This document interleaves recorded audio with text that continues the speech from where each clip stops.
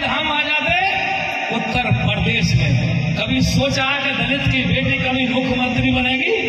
ऐसे प्रदेश में मानवर काशीराम और बाबा साहब को पढ़ने के बाद बहन कुमारी मायावती जी 4 बार उत्तर प्रदेश में मुख्यमंत्री कैसे बन गई मेरे सम्मान साथियों? जब जाकर समाज ने सोच लिया कि बहन जी को वोट देना है और बहन जी को मुख्यमंत्री बनाना है, तो आपके आशीर्वाद से आपकी बेटी बहन कुमारी मायावती जी 4 बार उत्तर प्रदेश के मुख्यमंत्री बने। ये आपका नहीं है, ये सम्मानित हमारी जो महिला बैठी है, हमारी माता बहनें बैठी है, इनका भी योगदान दिया। ये अगर आगरा की कहीं रिश्तेदारी होती है तो आगरा के अंदर जब बहन जी का शासन था, ना गुंडागिर्दी होती थी, ना मर्डर होते थे, ना इतना जो आज की टाइम में जो बीजेपी की सरकार में अत्याचार हो रहे दलित समाज के साथ में, ऐसा बहन जी के राज में कभी नहीं हुआ। सम्मान साथियों, 1.5 लाख गुंडे उत्तर प्रदेश छोड़ के भागे, क्या बहन जी का शासन है क्या? यहाँ से प्रदेश ही छोड़ दो। आज बहन जी के लिए लोग रो रहे हैं कि बहन जी आपके शासन में हम लोग सुरक्षित थे। आज हमारी समाज की जो बहन बेटियों के साथ ये जिस तरीका से ये लोग मनुवादी लोग शोषण कर रहे हैं, हमारे घोड़ी पे जाता है, हमारे दूल्हे को उतार के पीटे जाता है ना। हम लोग घोड़ी पर चढ़कर नहीं जा सकते। क्यों नहीं जा सकते? क्योंकि राज उनका है। जब बहन जी का राज था तब गुंडे नजर नहीं आते मेरे सम्मान से। तो मेरे सम्मानित साथियों, हमारे ओबीसी के भाई से मैं ये कहना चाहता हूं, कांग्रेस ने 50 साल राज किया। कितने साल? 50 साल राज किया, मगर कांग्रेस ने ओबीसी का आरक्षण लागू नहीं करवाया। मैं कहना चाहता हूं, ओबीसी के लोग भी अंधे हो जाते हैं कि साहब हम तो जय श्री राम के नाम लाएंगे। अरे बाबा साहब ने तो सबको दिया है, पूरे देश में दिया है, हर समाज के लिए अधिकार दिया है, हमारी महिलाओं को अधिकार दिया है। तो बाबा साहब अम्बेडकर ने आरक्षण की बात प्रावधान रखा था कि ओबीसी के गठन करके ओबीसी को भी आरक्षण की जरूरत पड़ेगी, मगर कांग्रेस ने 50 साल ओबीसी मंडल आयोग रिपोर्ट लागू नहीं करी।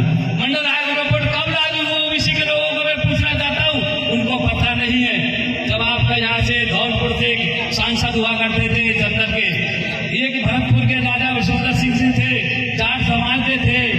जब मंडल आयोग रिपोर्ट लागू का मौका आया 1989 में, विश्वनाथ प्रताप सिंह की सरकार बनी, जनता दल की सरकार बनी। मेरे सम्मानित साथियों, तो बहन कुमारी मायावती सांसद थी, मानवर काशीराम सांसद थे, एक सांसद और थे।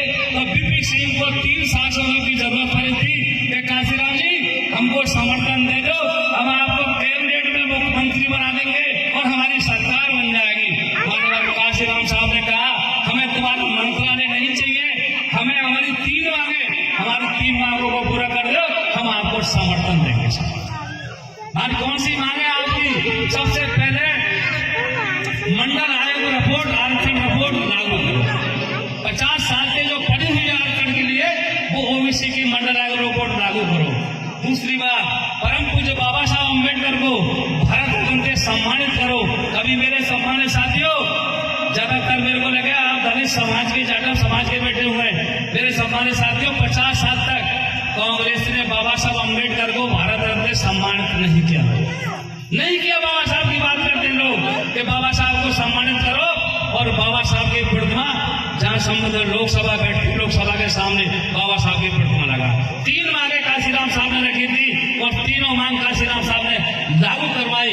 उस टाइम पे वो प्रधानमंत्री थे ताऊ देवीलाल हराणे के, जो जाट समाज के थे, वो भी ओबीसी में आते थे। ताऊ देवीलाल काशीराम साहब के बाद दिल्ली पहुंचे, ऐसी मीटिंग सभा हो रही थी मेरे सम्मानित साथियों। तो देवीलाल जी ने कहा कि काशीराम जी हम आपके साथ हैं, आप संघर्ष करो। तब बीपी सिंह ने कहा, बीपी सिंह जी या तो मंडल आयोग रिपोर्ट लागू करो वरना कुर्सी खाली करो। उस दिन मंडल आयोग रिपोर्ट लागू हुई थी। ये काशीराम बहन कुमारी मायावती जी के देन है, जो ओबीसी के लोगों को पता नहीं है। इन लोगों ने क्या किया, इन्होंने लिखित में दिया कि भरतपुर धौलपुर के जाटों को आरक्षण नहीं चाहिए, हम तो राजा है, राजा कभी भीख नहीं मांगते आरक्षण। मेरे सम्मानित साथियों, केंद्र में आज भी जाट समाज के लिए आरक्षण नहीं है। पता होगा लोगों को, जाट समाज के लिए आज केंद्र में आरक्षण किसकी गलती है? ये इनके नेताओं की गलती है। अपनी रोटी सेकते